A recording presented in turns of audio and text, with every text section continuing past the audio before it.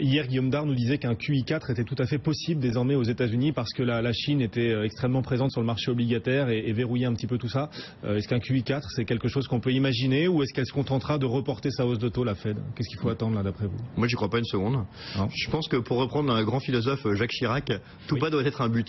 On comprenait tout pas doit être un but, n'est-ce pas? Et on disait simplement la première hausse de taux, la première quantitative easing, c'était on a peur que plus personne ne veuille d'emprunt État américain parce qu'on est mal. Puis, il faut sauver les banques, puis il faut sauver l'immobilier. À chaque fois, on comprenait quel était l'objectif de ce QI, on comprenait quel était l'intérêt qui était là. Là, qu'est-ce que ça va faire un QI? Ça va faire remonter l'UAN? Non. Ça va faire remonter l'activité en Chine? Non. Donc, quel besoin pour un quantitative easing? Quelle serait la justification que ça amènerait? La réponse est rien. Et donc je pense qu'ils ne vont pas le faire et qu'ils ne vont d'ailleurs pas non plus reculer leur hausse de taux. Ah non, ils ne vont pas reculer. Donc c'est pour le mois de septembre, là. C'est dans moins de 15 jours, on aura une hausse de taux américaine, la première en quasiment 10 ans. Je parie là-dessus. Je me trompe tout le temps, mais je continue à parier. Ah mais c'est bien, au moins vous vous engagez. Pascal, pour septembre, cette hausse de taux américaine toujours? Septembre, octobre ou décembre, on s'en fiche. Ah bon. C'est pas très important, elle va arriver. Elle va arriver, elle est dans les prix. Les probabilités saucissonnent ça entre septembre, octobre et décembre. Et donc on va la voir. Ça n'aura pas d'impact. On va la voir parce que l'économie américaine le nécessite, me semble-t-il. L'économie américaine, on a eu l'occasion d'en parler souvent ici, elle va bien. Elle confirme plutôt un rythme de 2,5 sur l'ensemble de l'année avec un très bon deuxième trimestre, très équilibré en termes de croissance, de l'investissement, de la consommation et un externe qui souffre pas trop du niveau du dollar pour le dernier trimestre. Donc il est important pour la Banque centrale américaine d'amorcer cette normalisation. Je pense qu'elle va le faire à partir de cette fin d'année. Et ça créera un danger sur les actions américaines ou pas? Est-ce qu'elles ont suffisamment consolidé par rapport au point haut les actions américaines? Il y a une grosse différence d'ajustement des prévisions bénéficiaires entre les États-Unis et l'Europe. Ça me permet de revenir sur mon point actions européennes. Pourquoi nous on a un petit point de vigilance sur les actions européennes aujourd'hui? Parce que aujourd'hui, quand vous regardez les hypothèses qui sous-tendent la valorisation, même ramener, je dirais, à ce qu'elle est aujourd'hui des actions européennes, vous avez quand même des hypothèses de croissance bénéficiaire qui sont fortes pour l'année 2015. Si vous prenez la seule zone euro, vous êtes à 2 chiffres et vous êtes presque à 20%. Sur l'Europe, c'est plus modéré, c'est à 7%. Donc votre idée, c'est que les analystes vont abaisser peu à peu leurs prévisions et une fois qu'ils les auront abaissées et que les titres auront corrigé, là, vous vous renforcerez sur le marché? C'est en tout cas d'observer ça. C'est une période intéressante à observer. Rester accroché à près de 20% de croissance bénéficiaire après ce qui s'est passé cet été, est-ce possible? Moi, je mets un point d'interrogation. Je pense qu'il va y avoir des révisions sur certaines valeurs très dépendantes des crosses devises ou très dépendantes de la croissance sur l'ensemble des zones émergentes. Il n'y a pas que la Chine d'ailleurs, l'ensemble du monde émergent ralentit. Oui. Donc là, il y a un point d'interrogation à surveiller et c'est pour ça que je pense qu'il faut être à l'affût des bonnes affaires dans cette période-là. Pour revenir une seconde sur la bourse américaine. Est-ce qu'elle a circulé la bourse américaine? Alors qu'il se profile une hausse de taux de la Fed, est-ce qu'elle a suffisamment Elle a beaucoup moins monté, elle n'a rien fait jusqu'à l'été. Oui. Elle a consolidé beaucoup plus modérément, logiquement, cet été. Aujourd'hui, elle a baissé en gros d'un point de PE sur l'été, ce qui est la moitié moins que ce qu'ont fait les bourses européennes. Et ces hypothèses de croissance bénéficiaire sont proches de 0.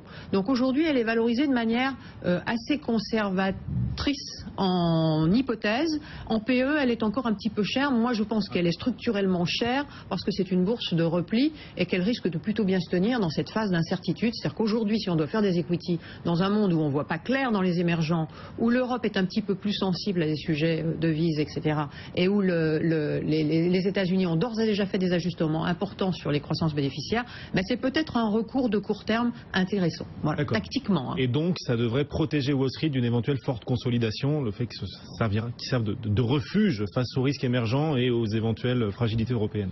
Ouais, c'est difficile. Il y a un vrai changement quand même cet été. Historiquement, la bourse américaine, c'est quelque chose d'extrêmement résilient, qui finissait jamais une séance sous les -2. Et là, on a eu quelques séances quand même assez violentes et on a le sentiment que ce côté beaucoup plus calme, beaucoup plus détendu de la bourse américaine a peut-être un poil disparu. Il y a une nervosité qui se fait. Une nervosité qui est liée à des phénomènes psychologiques parce que une ou deux hausses de taux et des taux directeurs à 0,50, l'impact sur l'entreprise, il va être nul. totalement nul, voire légèrement positif, parce qu'il y a des consommations qui se font de peur que les taux montent plus. Donc économiquement, il n'y a pas de problème. En revanche, nous, le point qui nous pousse à être un petit peu plus prudent et à délaisser pas mal les actifs américains, c'est qu'on pense que le dollar reste malgré tout quelque chose qui va être sous pression, avec des taux même monétaires plus élevés que la zone euro. Et en plus, maintenant, Mario Draghi qui commence à rentrer un peu dans la guerre des devises asiatique. Et du coup, on risque d'avoir un dollar sous pression. Et nous, ça nous pousse à être assez prudent sur les actifs américains, mais assez agressif sur le dollar. Donc on va mettre notre cash en dollars, mais on ne va pas tellement investir dans les actifs américains. C'est notre manière de faire aujourd'hui. On a parlé beaucoup entre les lignes de la Chine. Pascal, le ralentissement chinois, grave ou pas grave? Provisoire ou durable? Hard landing ou soft landing toujours? Pas de hard landing, par contre c'est quand même pas la nouveauté de l'été. Il faut se remémorer les discussions qu'on a eues ici et très souvent sur la croissance chinoise. Cette croissance chinoise, elle ralentit depuis le début 2012. Il faut se le dire une fois. Les indicateurs avancés que nous suivons, nous, qui ne sont pas les indicateurs officiels, qui sont des indicateurs d'instituts privés, montrent le début de ce ralentissement à début 2012, avec en effet un décrochage et une accélération au début de cette année 2015. Oui, on a maintenant des PMI en Chine qui sont à des plus bas depuis 2009. Ça dépend desquels, soyons précis. PMI manufacturier. Ah bah oui, mais ça c'est une chose, et on sait bien que l'économie chinoise est en train de migrer d'un statut très exportateur, très production manufacturière vers autre chose, que cette migration va être lente et difficile. Oui, mais les services à consommation, est-ce que ça représente déjà autant que l'industrie? Bien sûr que non. On est en train de faire un effet ciseau, mais on a quand même une croissance de l'activité de service supérieure à celle de l'activité manufacturière, et pour cause, puisque la deuxième décélère. Le PMI service, il est à 53 et des poussières. Et si vous regardez par exemple les indicateurs avancés de l'industrie manufacturière, notre lecture à nous, très prudente, puisqu'on vient de subir ce choc, c'est que c'est plutôt en train de se calmer. On a des nouvelles commandes, par exemple, qui sont déjà au-dessus de 50. On a un secteur de la construction qui est déjà en train de s'infléchir. Donc voilà, on n'est pas en train de dire que le point bas est derrière nous, on est juste en train de dire que si on regarde les indicateurs en effet manufacturiers, tous sont convergents, tous sont sur des standards très bas. Là, c'est problématique et ça va le rester et ça va contribuer à la décélération de la croissance. Le 7%, ça fait des mois, des années qu'on dit qu'il est utopique. Je maintiens cette position. Il est probable que nous atterrissions cette année sur un chiffre qui, objectivement, va être plus proche de 5 que de 7. Ça n'est pas du hard landing, c'est du landing, pour l'instant sous contrôle, avec des autorités chinoises qui ont une difficulté majeure dans cette phase à communiquer de manière claire. Et ça a été très fort cet été. Il y a un problème de communication, c'est vrai, des autorités chinoises qui n'ont pas l'habitude de communiquer en douceur vis-à-vis des marchés, c'est pas trop dans leur culture à la base. Du coup, les valeurs qui ont le plus souffert face au ralentissement chinois, on pense au secteur du luxe qui signe encore les plus forts replis aujourd'hui. Kering perd 4%, on pense au secteur automobile, exactement. Ces valeurs-là, il faut surtout pas les racheter, il faut les laisser tomber encore. On a commencé, on a fait plusieurs choses. On a fin août commencé à racheter certaines, puis réalléger dans le rebond. Donc là, c'est vraiment du stock picking au cas par cas. Je ne vais pas vous donner de règles générales. Il y a des niveaux de valorisation idiots certains jours, vraiment sur certains prix. Thibault ? Ouais, mais c'est vrai qu'on séparera par contre un peu. Sur l'automobile, il y a des trucs à racheter. Sur le luxe, il y avait des valos tellement hallucinantes avant que ça commence à baisser qu'on n'est pas confort sur tous les dossiers pour investir, très honnêtement. Voilà, on était beaucoup trop cher. Que ça a baissé, oui. Est-ce que c'est des affaires actuellement? Généralement, non.